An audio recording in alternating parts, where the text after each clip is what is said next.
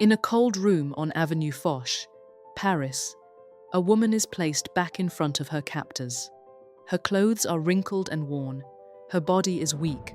Her face carries the strain of weeks under interrogation. Outside, Paris is occupied, watched, and afraid. Inside this elegant building, now transformed into a Nazi intelligence headquarters, men with polished boots and hard voices believe they have finally found the limit of her courage. They slide a paper toward her. Sign it. Promise you will never try to escape again. Promise you will obey. Promise you are broken. Noor Inayat Khan looks at the paper.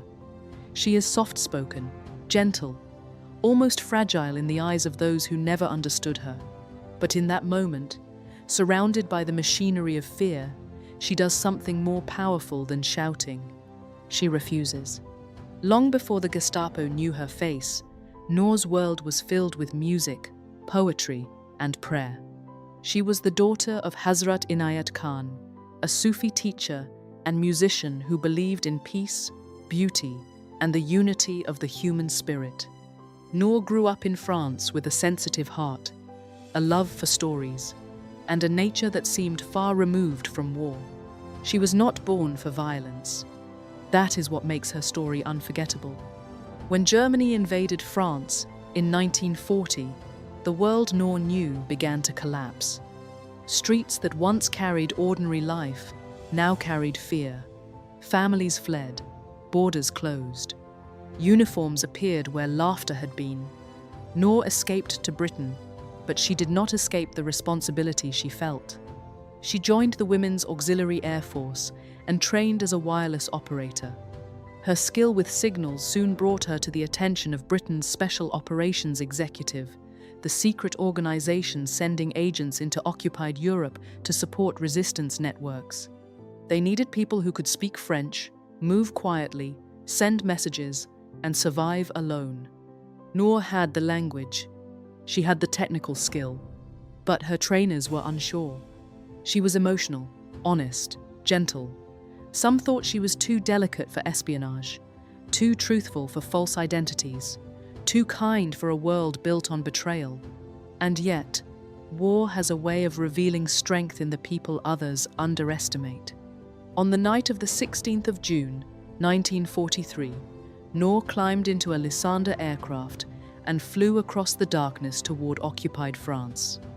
The plane landed under moonlight, briefly touching a secret field before disappearing again into the night. From that moment, she was no longer just Noor. She was Madeleine, a wireless operator, a hunted signal. In Paris, her job was one of the most dangerous in the war. She carried a radio set that was heavy, traceable, and deadly if discovered. Every time she tapped out Morse code to London, German detection vans could begin closing in. Every message was a risk. Every safe house could become a trap. Every knock at the door could be the end. Then the resistance network around her began to fall. Agents were arrested. Safe routes disappeared. Names were compromised. The city tightened like a fist. London offered Noor a chance to come home. She could have left. She could have survived. But she knew that if she left, Paris would lose one of its last wireless links to London. So she stayed. This is where leadership becomes more than command. Sometimes leadership is one person, alone, in a hidden room, continuing to send the message because no one else can. Noor moved from place to place, hiding in apartments, carrying false papers, listening for footsteps on staircases. She sent messages while danger moved through the streets below. The soft young woman whom trainers had doubted was now holding a broken network together with courage, discipline, and nerve. But betrayal found her. In October 1943, Noor was arrested and taken to 84 Avenue Foch, the feared Nazi security headquarters in Paris. The building was elegant from the outside, but inside it had become a place of interrogation, fear, and disappearing names. The Nazis questioned her. They wanted contacts. They wanted codes. They wanted the structure of the network. Noor gave them nothing useful. They searched her belongings and found notebooks, a mistake with tragic consequences.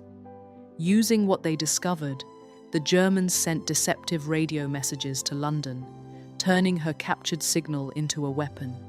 But even then, Noor herself did not become their informant. Her silence remained her resistance.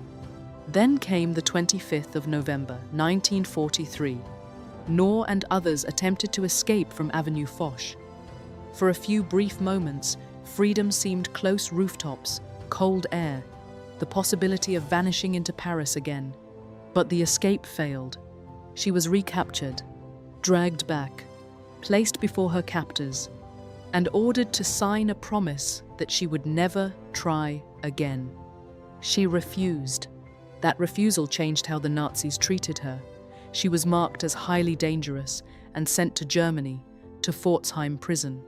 She was kept in solitary confinement, shackled, abused, and deprived.